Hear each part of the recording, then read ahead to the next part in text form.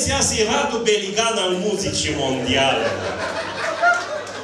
Vine a 3 ore în Cluj. De ce? O uitat cum ai fost. Julio Iglesias.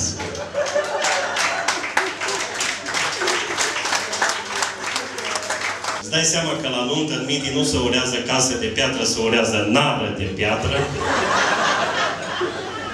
La nuntă în Midi nu se aruncă buchetul miresei, se aruncă muguri.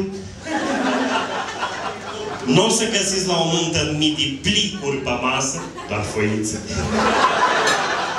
Midi! Că de asta avea mireasa Olteancă traducător la nuntă, pentru că la un moment dat, când s-a pus plicul în căsuță, nu înțeleg de ce e căsuța aia la nunță. De ce e forma de căsuță? Mulți au căsuță. Adică e ceva ce-ți dorești. De ce nu e o mașinuță, mirele un ficat? Când au băgat la nunta dintre Mănășturean și Olteancă, și nu arăt în partea asta, dar casă de piatră oricum,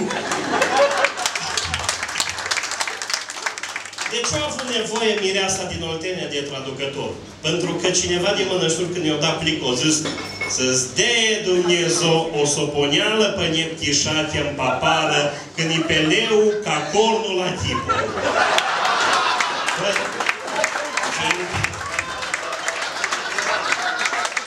Fiind din Oltenia, mesaj clar, mirii o suge. Fântână de ciocolată. Dacă ai copii, e ok, stau cu un bât tătă nuntă. Eu la o nuntă am văzut 2 bețivi cu pulpe de pui.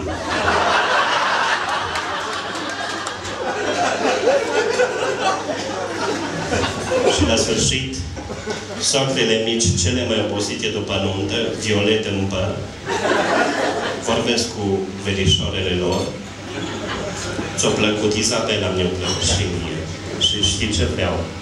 Atât, au de toate. Au de toate.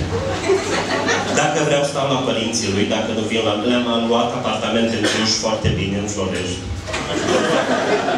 Pute, dai călduți. Și... știi ce mai vreau? Atâta mai vreau. Înțelegere. Mulțumesc!